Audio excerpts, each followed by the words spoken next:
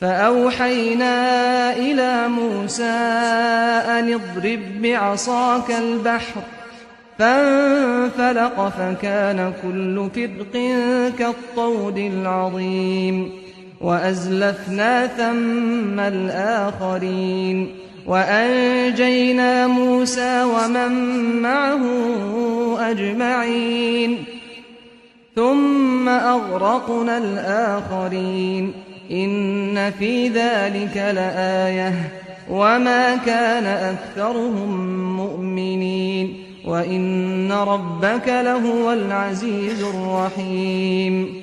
صدق الله العظيم.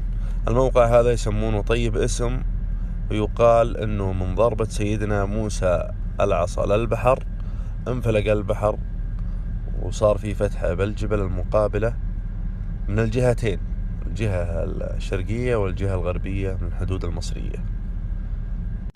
أيضا في نبع ماء بنهاية الطريق هذا، فيه نبع ماء صالح للشرب يصب البحر.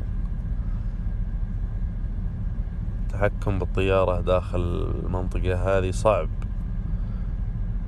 لأنه في هواء قوي. هذه النهاية، تقف السيارات هنا عاد الناس تمشي مع الجسر هذا.